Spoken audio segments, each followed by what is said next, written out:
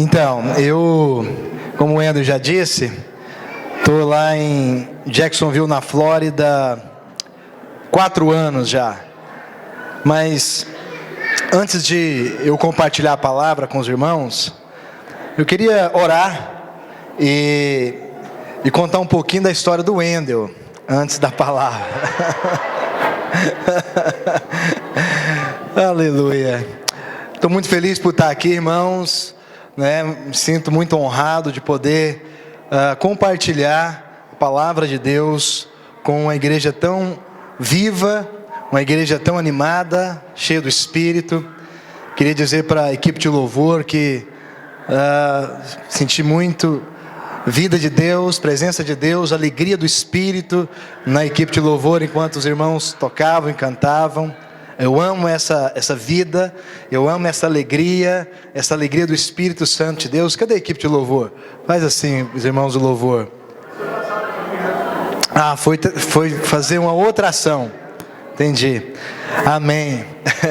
Equipe de louvor lá, algumas equipes de louvor, na hora da palavra, eles somem. Não é o caso aqui, eles foram trabalhar, fazer alguma coisa na salinha das crianças. Mas depois vocês dão o recado para eles, viu? Que foi muito de Deus, senti muito do Espírito aqui. Vamos orar pela palavra? Você pode fechar os seus olhos, baixar sua cabeça por um instante? Espírito Santo de Deus, obrigado por tudo que o Senhor tem feito até aqui, nesse culto, nessa reunião, nas nossas vidas. Senhor, nós fizemos tantas coisas nessa semana, corremos atrás de tantas coisas, nós nos envolvemos com tantas coisas, ouvimos muitas coisas, mas hoje, nessa hora, nós queremos ouvir apenas a voz do Senhor falando conosco. Nós queremos ouvir o Senhor ministrando no nosso coração, por isso nós estamos aqui. Estamos aqui porque nós amamos o Senhor, amamos a Sua palavra, amamos ouvir a voz do Senhor falando no nosso coração, no nosso espírito. E nós sabemos que quando nós nos expomos ao Senhor e à Sua palavra, nós somos transformados. Por isso transforma-nos nessa noite, ó Pai, um pouco mais na Sua imagem, na Sua semelhança, nós te pedimos. Eu repreendo toda distração, eu repreendo, ó Pai, todo cansaço. Muitos aqui talvez, ó Pai, porque nós estamos numa cidade turística que não para, trabalharam ainda hoje, vieram para o culto. Louvo ao Senhor pela vida deles. Eu repreendo o cansaço, eu repreendo a distração, a indiferença nessa reunião. Que a Sua palavra, Pai, possa fluir com poder e com liberdade. Em nome de Jesus. Você pode dizer amém? Amém. Glória a Deus. Irmãos, vou falar um pouquinho do Wendel, porque eu acho que vocês não conhecem como eu conheço o pastor Wendel, porque, apesar de estar longe por alguns anos, a gente viveu muito perto por muitos anos. E talvez você não sabe, mas o pastor Wendel foi o meu segundo pai. E o Wendel fez para mim muitas coisas que o meu pai não teve condição de fazer. E perdeu a oportunidade de fazer também, por algumas situações e circunstâncias da vida. O Wendel acabou fazendo, para mim, a função de pai. Não parece não, mas o Wendel é mais velho do que eu, 5 anos. Ele parece mais novo, mas é mais velho. Então o Wendel acabou assumindo essa função, essa posição na minha vida. Eu me lembro que a primeira bicicleta que eu tive foi o Wendel que me deu, uma Monareta, E ele foi trabalhar. Eu acho que o Wendel era muito novo quando ele começou a trabalhar, bem novo mesmo. E para mim sempre foi uma referência. Então esse pastor que vocês têm hoje aqui, ministrando e sendo esse anjo da igreja aqui para vocês hoje, sempre foi também uma referência para mim. Eu estou onde eu estou hoje, eu sou um pastor, eu sou alguém que tem buscado mais de Deus, porque eu tive referências na minha vida. Minha mãe foi uma grande referência, mas o Wendel foi uma grande referência para mim também, como homem de Deus. E muitas coisas que o Wendel fez para mim foram coisas que foram decisivas, na minha vida, nas minhas escolhas. E Eu me lembro que quando o Wendel converteu, talvez vocês também não sabem disso, o Wendel era muito bom de bola. Ele era alguém que, se tivesse investido, se tornaria alguém profissional, com certeza. Só que quando ele converteu em uma igreja bem tradicional. Aliás, naquela época todas as igrejas eram bem tradicionais, bem fechadas, bem cheias de doutrinas bem duras, bem rígidas. E então ele converteu, ele aceitou Jesus, e na igreja não podia jogar bola. E então ele teve que fazer uma escolha: ou ele continuava com Jesus na igreja, ou ele continuava jogando bola.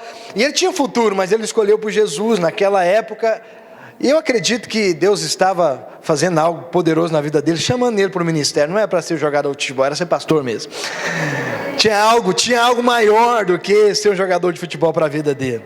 Mas eu me lembro que o Wendel pegou os troféus, as medalhas e foi levar para jogar tudo numa cisterna, ou era uma fossa, não sei. E os amigos dele ficou desesperados, falou: Wendel, me dá esse troféu, me dá essa medalha. Ele falou: se não serve para mim, não serve para ninguém, eu vou jogar na fossa, vou jogar na cisterna. Jogou, irmãos, e o Wendel parou de jogar bola. Até um dia que ele conheceu a graça e descobriu que não precisava parar de jogar bola para ser crente nem pastor. Mas demorou muito ele ter essa experiência. Foi muito tarde, já não dava mais tempo, né? Mas graças a Deus que não dava tempo dele voltar a ser jogador de futebol. Então, me lembro outra vez que nós estávamos vivendo um momento na nossa vida, e o Wendel percebeu uma necessidade na nossa casa, e acho que o Wendel tinha 15 ou 16 anos de idade. E ele foi, conversou com um senhor de um sítio, uma fazendinha ali perto da nossa casa, e falou: olha, você podia me emprestar a sua terra para eu plantar.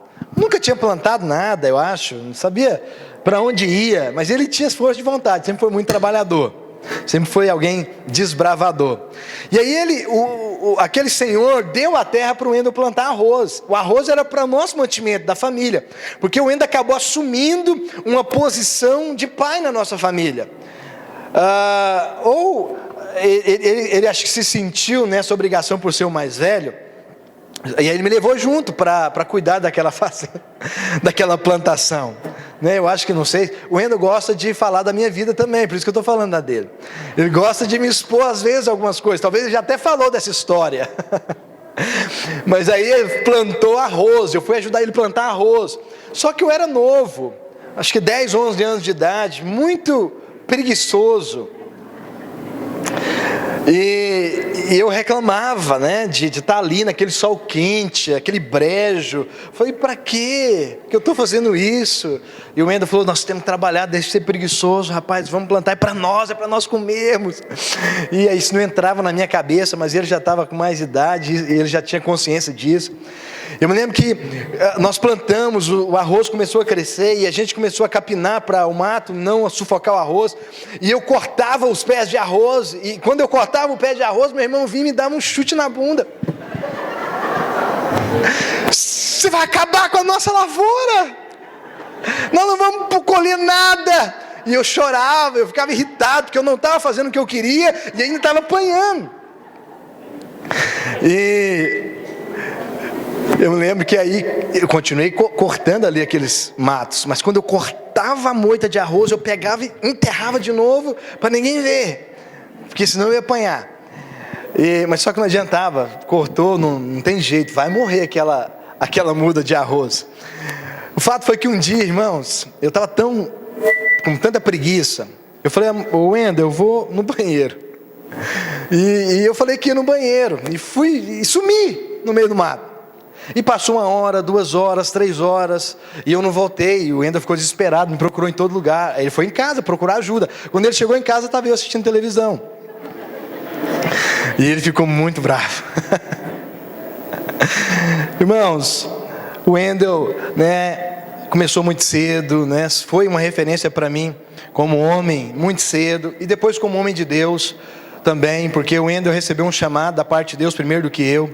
Ele, me lembro, ali em Goiânia, ele tinha uma Kombi, e ele trabalhava com essa Kombi, Só que no domingo a Kombi era para a obra, ele enchia a Kombi de gente e levava para a igreja.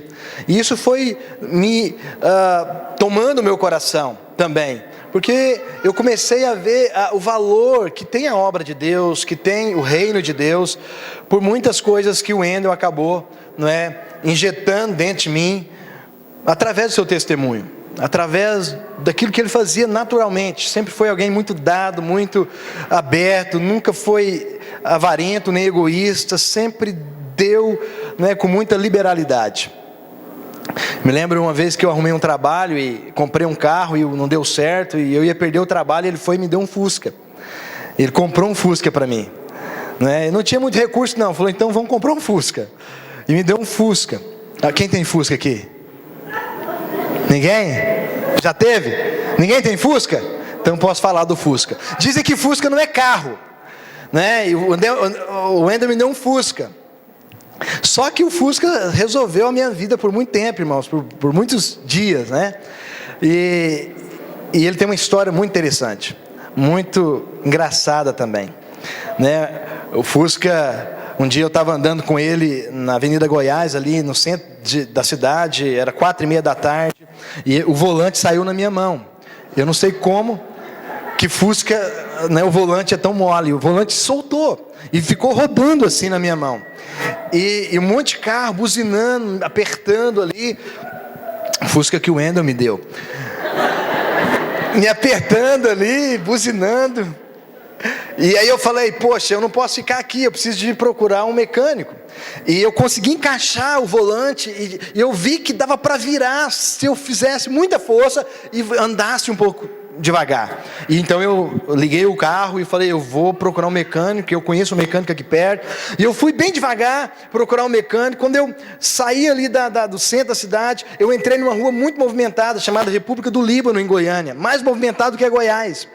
Quando eu entrei nessa República do Líbano, era uma baixada, e estava tudo sob controle, estava tudo normal, o volante estava funcionando com muita dificuldade.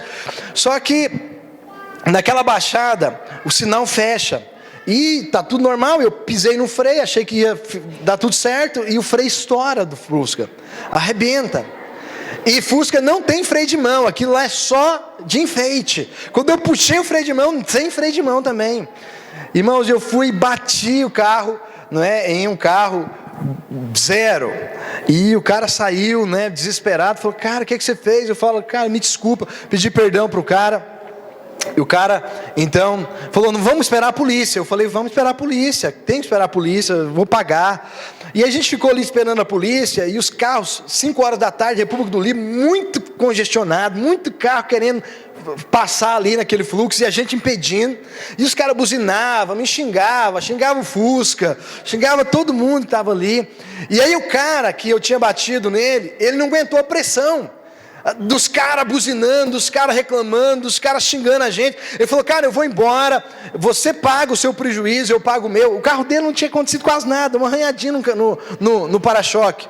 O meu nada, porque o para-choque de Fusca é muito forte. E ele foi embora. E eu fiquei ali desesperado também, com aquelas buzinas no meu ouvido, e falei, a mecânica está a 2 quadras daqui, eu vou ligar o carro e vou só de primeira, o carro vai de boa. E eu liguei o carro e pus a primeira e comecei a andar, e o carro começou a andar normal. Eu falei, tá legal o negócio, o volante está funcionando, não preciso de freio. E eu coloquei segunda. Quando eu coloquei segunda, o sinal fecha de novo. Quando o sinal fechou, eu desesperei, porque eu não tinha freio. Você sabe, quem é motorista sabe, se você tem pelo menos um volante que funciona, você joga o carro no meio-fio, você joga num poste, você joga no muro. Mas quando eu tentei jogar em cima do meio-fio, o volante saiu na minha mão de novo. Irmãos, aquele carro foi aproximando e eu não conseguia parar o carro. Eu desesperei, eu abri a porta do Fusca, pus o pé para fora, tentei segurar, não deu certo, eu bati de novo. Adivinha em quem eu bati? No mesmo carro que eu tinha batido lá atrás.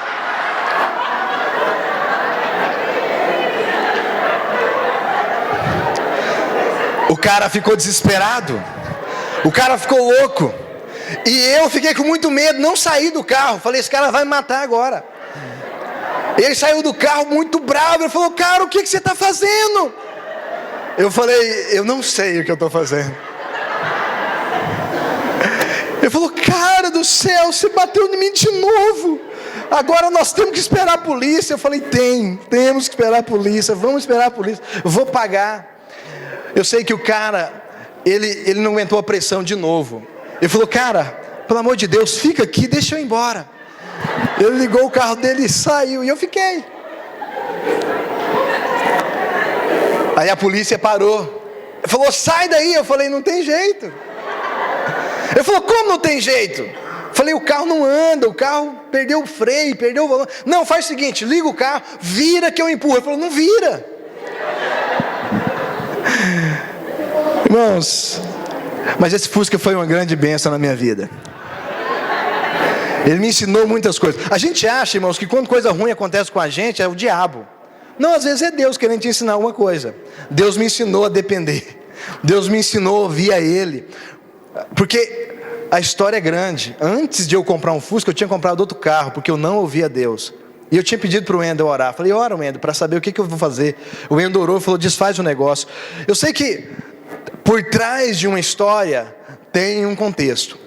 Mas eu só contei a história do Fusca para vocês entenderem que o Wendel sempre esteve na minha vida, em momentos decisivos, em momentos importantes.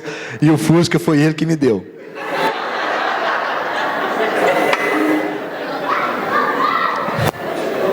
Mas vamos falar de Mefibosete, assentados à mesa do rei, amém? Hoje eu gostaria de compartilhar com você a história de Mefibosete. Quantos aqui conhecem a história de Mefibosete? Alguns conhecem. Quantos aqui se converteram no último ano? Levanta a mão. Tem 1 ano de convertido? Poucos. 2 anos de convertido? Quantos? Só tem gente das antigas aqui, parece. Quantos aqui tem mais de 5 anos de convertido? Mais de 5 anos. Aleluia. Então você conhece toda a história que eu vou contar aqui. Só vou te lembrar dela. Amém. Vamos fazer silêncio? 1, 2, 3 e... Vamos fazer silêncio para nós ouvirmos a palavra agora? Tenho certeza que ela vai falar com você e você vai ser muito abençoado. Não tem jeito de você ser exposto à palavra e não ser abençoado. Pastor, mas eu já não sou abençoado? Mas existe mais bênção ainda quando você se expõe à palavra. Existe mais favor de Deus, mais glória de Deus. Quantos estão comigo? Diga amém. Fala para o seu irmão: não conversa comigo.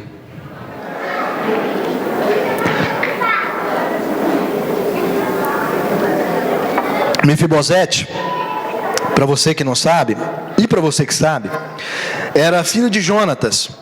Mas antes de falar de Mefibosete e Jonatas, deixa eu te contar um pouco da história. A maioria de nós conhece a história de Davi. Davi foi o 2º rei de Israel. Depois de Saul, então Deus levanta Davi. Davi, quando foi levantado o rei, todos conhecem a história, ou pelo menos quase todos nós. Ele estava cuidando de ovelhas. Os irmãos dele eram muito mais fortes, bonitos, eram muito mais robustos do que Davi. E quando Samuel chega na casa do pai de Davi, Jessé, ele olha para os filhos de Jessé e fala: provavelmente esse é o rei de Israel. Só que uma coisa que eu gostaria que você aprendesse hoje nessa história, que você talvez já sabe, eu vou te lembrar, é que Deus não é como nós. Deus não olha a aparência exterior. Deus não olha aquilo que é aparente, Ele olha o coração. Ele olha aquilo que é mais profundo, que nós não podemos ver com olhos naturais. Por isso que nós precisamos ser espirituais. Porque se nós andamos no Espírito e vivemos no Espírito, nós vamos começar a discernir as coisas no Espírito. Samuel era um homem de Deus, profeta de Deus, mas naquela hora ele foi natural. Ele teve uma visão natural, e ele achou que, porque aquele filho era mais forte, mais robusto, parecia alguém que tinha cara de rei, ele falou: esse é o rei. Porque Davi não tinha cara de rei. Davi era o mais franzino da sua casa. Davi talvez era o improvável, o esquecido. O pai não lembrou dele. Foi, na verdade, Deus que fez Samuel falar para Jessé: tem mais alguém? Porque Deus falou que nenhum desses aqui vai ser o rei. Então, Jessé falou: opa, tem um ainda, Davi. Era um improvável, mas Deus estava olhando o coração, porque Deus não olha a aparência, Deus olha o coração. Por isso não adianta, irmãos, a gente querer parecer uma coisa que a gente não é, parecer uma coisa que não há realidade dentro de nós, não tem realidade no nosso coração. Você está manifestando, talvez, e mostrando uma coisa que não é verdadeira. Deus trabalha com verdades. Deus levanta aquilo que está na luz da verdade, e não aquilo que é aparente. A aparência, irmãos, passa. A aparência engana. Por isso que nós precisamos de discernir as coisas no Espírito. Mas Deus então levanta Davi, o improvável. Deus unge Davi. Davi não assume o reinado de imediato. O que acontece? Saul é reprovado por Deus. Quando Saul é reprovado por Deus, ele começa a ter atitudes, a ter reações muito carnais, muito naturais. E então, um espírito maligno aposta-se da vida de Saul, o rei de Israel. E esse espírito maligno deixa ele muito angustiado. Quem é chamado para expulsar aquele espírito da vida do rei? Davi, o improvável. Davi, quando tocava, quando ministrava a Deus, o espírito maligno na vida de Saul era removido. Saul era o rei, Saul era ungido, mas ele foi reprovado.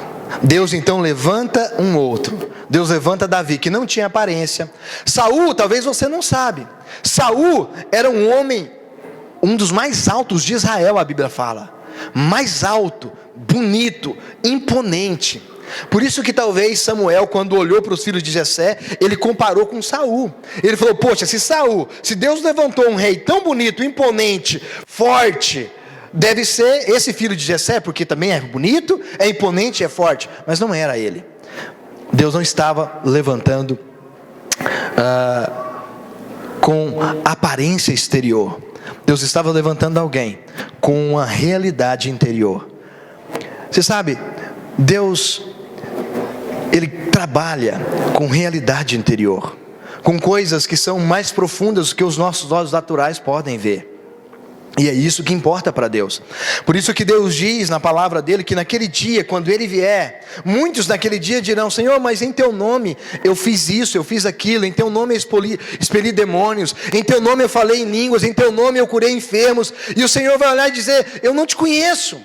Por quê? Porque tudo isso pode ser aparência, tudo isso pode ser só para aparecer, porque dons Deus dá e não tira.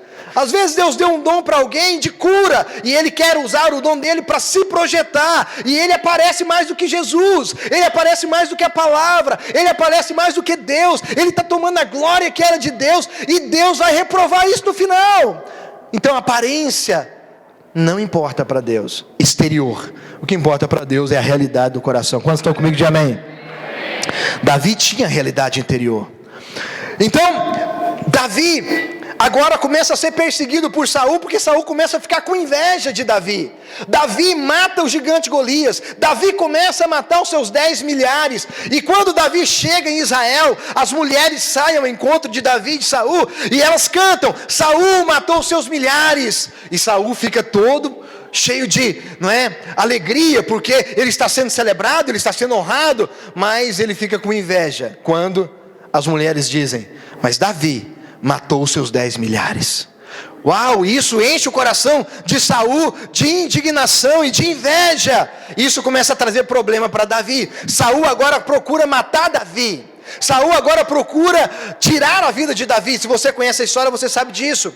Davi, enquanto tocava para Saul, Saul tenta matá-lo com uma lança por 2 ou 3 vezes. Davi se esquiva e Davi não revida. Davi foge, se torna um fugitivo de Saul agora. Saul procura matá-lo em todos os lugares. Só que antes de Davi fugir, Davi fez uma aliança com Jonatas, filho de Saul.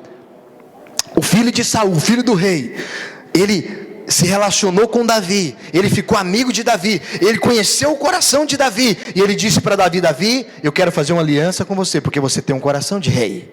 E ele faz uma aliança com Davi. E você sabe, nós entramos na palavra agora. Essa aliança é que fez toda a diferença na história de Mefibosete. Mefibosete, irmãos, era o filho de Jonatas. E essa aliança que Davi está fazendo com Jonatas, vai fazer toda a diferença na vida do seu filho. E o que isso tem a ver conosco? Nós vamos encaixar a nossa história com essa história a partir de agora.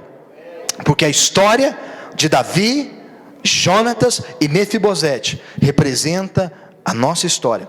Quando nós estudamos a Bíblia, nós vamos descobrir que a Bíblia, ela é cheia de histórias, e ela é cheia de analogias, e ela é cheia de tipos.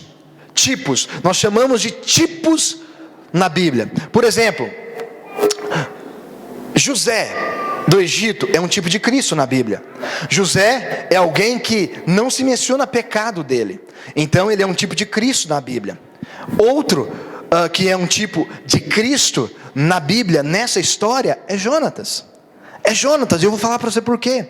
Davi nessa história representa o próprio Deus, o Pai.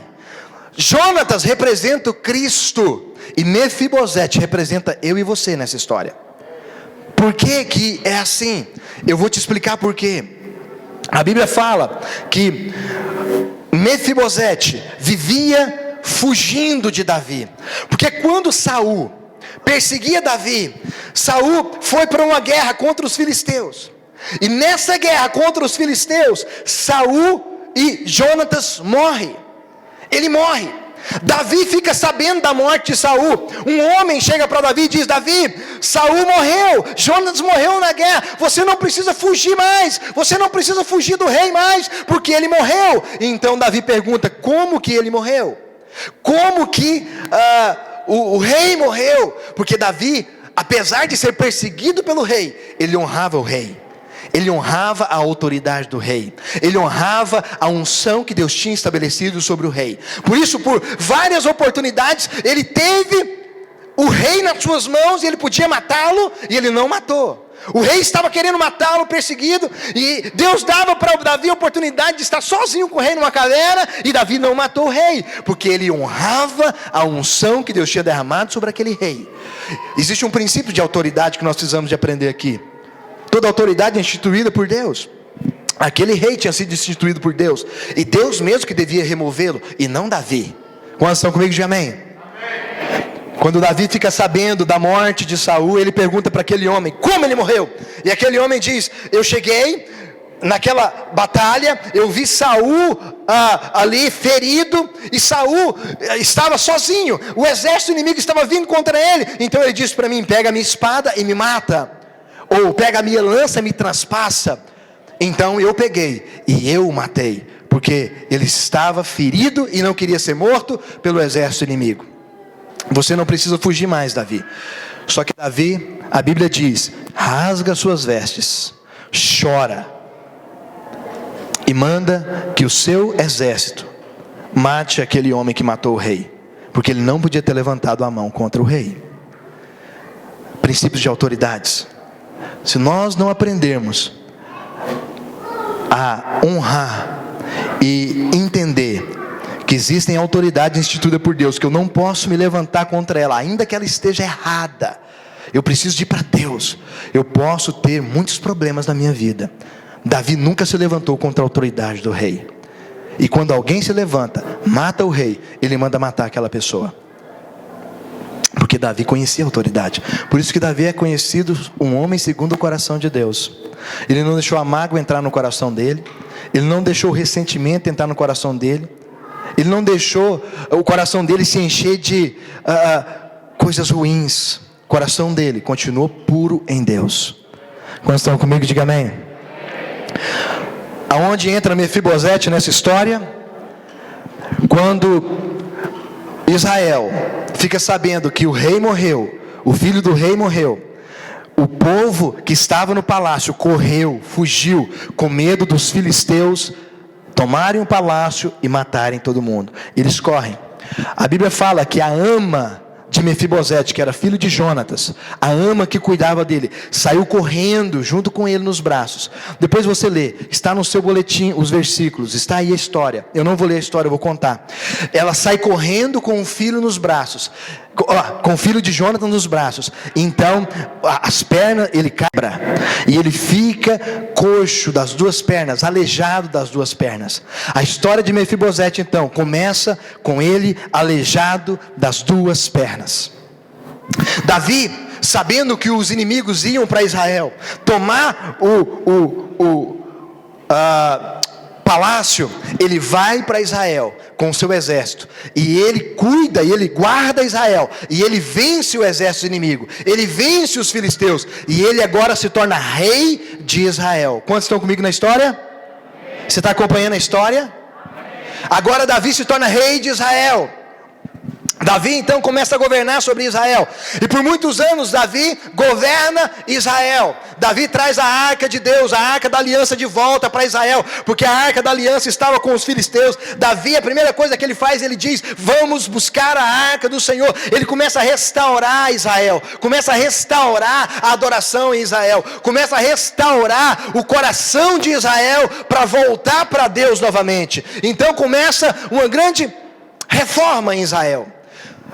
E um dia, depois de muitos anos que Davi está ali reinando, Davi se lembra que ele tinha feito uma aliança com Jonatas, e ele pergunta: existe alguém da casa de Saul que eu use de bondade ou de misericórdia para com ele, por causa da aliança que eu fiz com Jonatas? Aliança é muito importante. Nós precisamos de entender que aliança é extremamente importante para Deus. Quando nós fazemos uma aliança, hoje nós não fazemos isso, mas antigamente cortava-se o pulso, colava-se um no outro, cortado, e o sangue de um passava para o outro. O que significava isso? Agora a sua vida é minha vida, a minha vida é sua vida, o que eu tenho é seu, o que você tem é meu. Se você precisar, eu vou cuidar da sua casa. Se eu precisar, você vai cuidar da minha casa. Essa aliança não pode ser quebrada. Se essa aliança fosse quebrada, uma das partes tinha que morrer. A aliança não se quebrava. Agora, Davi se lembra da aliança que ele fez com Jonatas.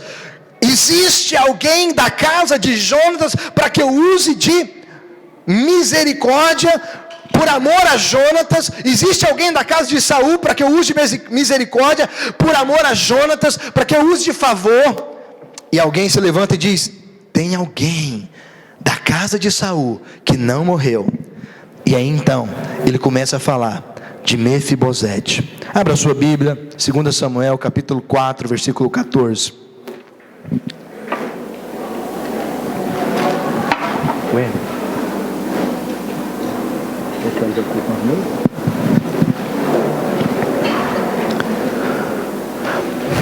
Deu Davi ordem aos seus moços, 14, versículo 14.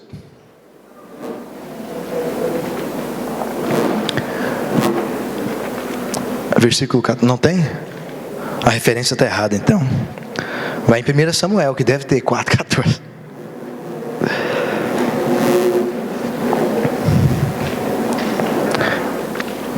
Ok. A referência ficou errada.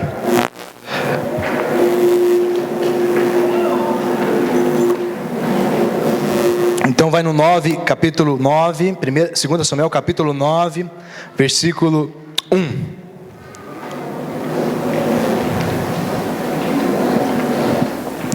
Disse Davi: resta ainda porventura alguém da casa de Saul, para que eu use de bondade para com ele, por amor de Jonatas. Havia um servo na casa de Saul, cujo nome era Ziba. Chamaram-no que viesse a Davi, e perguntou-lhe o rei: és tu Ziba? Respondeu: eu mesmo, teu servo. Disse-lhe o rei: não há ainda alguém da casa de Saul para que eu use de bondade de Deus para com ele? Então Ziba respondeu ao rei: ainda há um filho de Jonatas, aleijado de ambos os pés. E onde está? Perguntou-lhe o rei. Ziba lhe respondeu: está na casa de Maqui, filho de Amiel, em Lo-debar. Só até aqui. Presta atenção. Nomes na Bíblia têm significados. Ele vivia onde? Diga: Lo-debar. Mais forte, diga Lodebar. Lodebar no grego significa não. Lo significa não. Debar significa sem pasto. Significa então, não havia pasto aonde ele vivia. Não havia comida, não havia mantimento. Era um lugar de aridez, sequidão. Não pasto. Ele vivia num lugar árido, seco, sem pasto, sem vida. Continua. Então mandou o rei Davi trazê-lo de Lodebar, da casa de Maqui, filho de Amiel. Vindo Mefibosete, filho de Jonatas, filho de Saul, a Davi, inclinou-se, prostrou-se com o rosto em terra. Disse-lhe Davi: Mefibosete. Ele disse: eis aqui teu servo. Então lhe disse Davi: não temas, porque usarei de bondade para contigo, por amor de Jonatas. Diga assim: usarei de bondade para contigo, por amor de Jonatas. Por que essa história se assemelha à nossa história? Por que essa história tem a ver com a nossa história? Davi fez aliança com o pai dele. E Davi está dizendo: porque eu fiz uma aliança com o seu pai, eu vou usar de misericórdia e de bondade para com você. Eu não fiz aliança com você, eu fiz aliança com o seu pai, mas você está debaixo da aliança que eu fiz com o seu pai. Eu prometi cuidar dele e da família dele. Eu tenho uma aliança com você, Mefibosete, porque eu fiz uma aliança com seu pai. Eu sou homem de aliança. Deus fez uma aliança conosco em Cristo. Deus não podia fazer uma aliança pessoalmente conosco. Por quê? Porque nós não podemos cumprir a aliança que nós faríamos com Deus. Porque fazer uma aliança com Deus significaria ser fiel a Ele, significaria ser fiel a essa aliança e não falhar com essa aliança. Como nós somos falhos, como nós somos imperfeitos, Deus não fez uma aliança direto conosco. Deus fez uma aliança com o seu Filho, Jesus. E agora, nós estamos em Cristo. Por isso nós temos uma aliança com Deus, porque Ele fez uma aliança com o seu Filho, e nós estamos debaixo dessa aliança, porque nós somos co-herdeiros com Cristo Jesus nessa aliança. Sabe por que nós somos abençoados com toda sorte e bênção? Não é porque Deus fez uma aliança direto conosco, é porque Ele fez uma aliança com o seu Filho Jesus na cruz do Calvário. Agora o sangue de Jesus está sobre nós, e por causa desse sangue nós podemos entrar confiadamente no Santo dos Santos. Não é pelas nossas obras, o pastor Wendel falou aqui no início, não é pelo que eu faço, não é pelo que eu deixo de fazer, porque se fosse por mim, pelas minhas obras, as minhas obras são imperfeitas, eu sou imperfeito.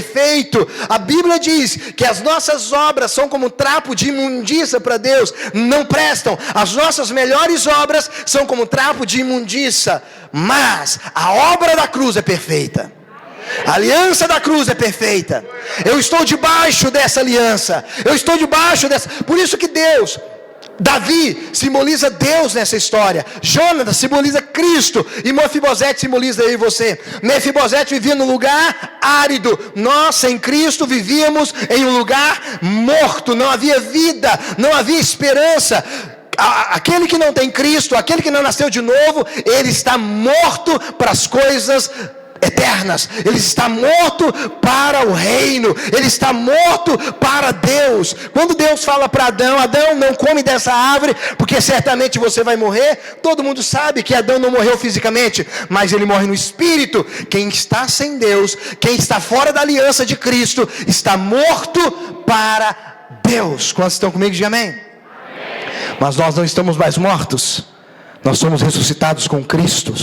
E a Bíblia diz em Efésios que nós somos assentados com Ele nas regiões celestiais, acima de todo principado, potestade, dominadores deste mundo tenebroso. Nós temos autoridade agora, não na nossa força, na nossa capacidade, não na minha justiça, na justiça dEle.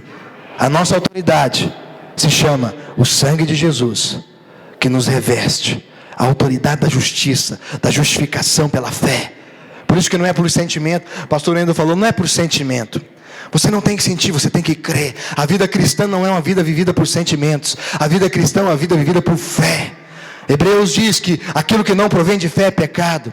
Hebreus diz que tudo que nós fazemos tem que ser movido por fé, porque fé agrada a Deus. A vida cristã tem que ser por fé. Eu creio na obra, eu creio no sangue, eu creio na aliança que Ele fez com Cristo e me incluiu nessa aliança, porque eu sou como Mefibosete, eu sou descendente agora de Cristo Jesus, porque eu o aceitei, eu o reconheci como meu Senhor e Salvador, e agora eu posso ser herdeiro de todas as coisas em Cristo Jesus.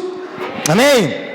Mas Mefibosete vivia com medo, se escondendo, porque a lei condena. A lei condena. Nós aprendemos, irmãos, muito tempo da nossa vida a viver debaixo da lei, da acusação, de que nós temos que fazer por merecer, até um dia que nós descobrimos que não há nada que nós façamos, não há nada que nós possamos fazer para nos justificar diante de Deus. Eu descobri isso um dia. Você também descobriu isso? Que não há nada que você possa fazer para se justificar diante de Deus. A única coisa que te justifica diante de Deus é o sangue do Cristo, é o sangue do justo. O justo morreu no nosso lugar e nos fez justo com Ele, por isso nós somos justificados. A Bíblia diz lá em Salmo, capítulo 24, conta, narra a história de quem é a terra. A Bíblia fala que tudo que existe pertence a Deus. Tudo que existe pertence ao Senhor. Mas no final desse capítulo 24 de Salmo, ele diz: levantai, ó portas, as vossas cabeças, levantai-vos, ó portais eternos, para que entre o Rei da Glória. Levantai, ó portas, as vossas cabeças, levantai-vos, ó portais eternos, para que entre o Rei da Glória. Quem é esse Rei da Glória? O Senhor dos Exércitos. Ele é o Rei da Glória. Um dia, um homem subiu no céu. Ninguém nunca subiu lá. Ninguém nunca foi lá. Eu sei que tem muita gente que fala aí fora, muitas pessoas mesmo, que muitas pessoas estão lá intercedendo por nós, mas não é verdade. A Bíblia fala que ninguém pode subir lá. Só aquele que é limpo de mão e puro de coração. Só aquele que não se contaminou. Só aquele que foi puro nessa terra pôde subir lá. Porque não havia acusação, não havia condenação que pesava sobre ele. Ele pegou o seu sangue e ele subiu até o trono da glória. E ele diz, a Bíblia diz que um dia os portais eternos tiveram que se abrir, porque o justo entrou com o seu sangue nas suas mãos para nos justificar. E ele diz: está consumado, está feito, that's it. Eu fiz no lugar deles. Amém? Nós vamos entender isso, irmãos. Mefibosete vivia condenado, acusado. Por quê? Porque ele se achava um cão morto. Ele tinha medo de Davi. Muitos de nós vivemos muitos anos da nossa vida tendo medo de Deus, achando que Deus, Ele ia nos punir por qualquer coisa, Ele ia nos castigar por qualquer coisa. Nós estávamos amaldiçoados se nós pisássemos na bola. Não! Não é isso que os evangelhos, não é isso que as cartas de Paulo, não é isso que o Espírito Santo nos ensina na palavra de Deus. O que o Senhor nos ensina é que o nosso Deus nos aceita por causa do seu Filho. Eu só aceito por causa do meu Filho. Deixa eu te falar uma coisa. Não vai dar tempo de falar não. Mefibosete vivia em Lodebar. Outra coisa, ele foi abençoado por causa da aliança que Davi tinha com seu pai. Sabe por que você é abençoado? Porque Deus fez uma aliança com Jesus. E você aceitou Jesus. E o sangue de Jesus está sobre a sua vida. Sabe por que Deus diz hoje que você é extremamente abençoado? Porque você agora faz parte de um rei, de um reino. Você não é só criatura, você foi feito filho. João capítulo 1, versículo 12 a 14 diz que Jesus veio para os que eram seus, mas os seus não o receberam. Falando dos judeus. Mas a todos aqueles que o receberam, deu-lhes o poder de se tornarem filhos de Deus, a saber, os que creem no seu nome. Esse é você. Você foi feito filho de Deus. Mas Mefibosete estava com medo. Mefibosete chegou para Davi e falou: como você pode me aceitar? O meu avô te perseguia, o meu avô queria te matar. a minha família toda que estava querendo te matar. Ele vivia com medo, achando que Davi era como seu avô, achando que o coração de Davi era como o coração do rei que ele conhecia, um rei com um coração errado. Davi tinha um coração segundo o coração de Deus. Por isso que a Bíblia diz, o coração dele era segundo o coração do pai. Ele não tinha um coração como o de Saul. Ele sabia que Saul queria matá-lo, mas um dia ele se levanta e diz: existe alguém da casa de Saul para que eu use de bondade por amor a Jonatas, a aliança que eu fiz com Jonatas? Muitas pessoas às vezes nos ferem, muitas pessoas nos magoam, muitas pessoas lançam palavras negativas sobre nós, nos traem. Mas eu quero dizer para você, Deus quer que você tenha um coração puro, limpo dessas coisas. Deus quer que você viva de maneira livre, desprendida. Deus quer que você seja um abençoador. Se você tiver oportunidade, abençoe elas. Se você tiver oportunidade, abençoe a vida delas. A favor nisso. Isso parece com Deus. O contrário não parece com Deus. O que parece com Deus é um coração igual ao de Davi. Só que Davi fala: traz ele para cá, traz ele para minha casa. Agora ele vai comer na minha mesa, ele vai comer o que eu como, ele vai ser o meu filho. Davi fala que ele vai ser tratado como um filho. É assim que Deus faz conosco. Ele nos chamou por causa da aliança que ele fez com Davi, com Jesus. Ele nos salvou através da cruz, do sacrifício do seu filho Jesus. Mas agora ele diz: come na minha mesa. Eu tenho uma mesa preparada para vocês. Davi trouxe. Então Mefibosete colocou na mesa.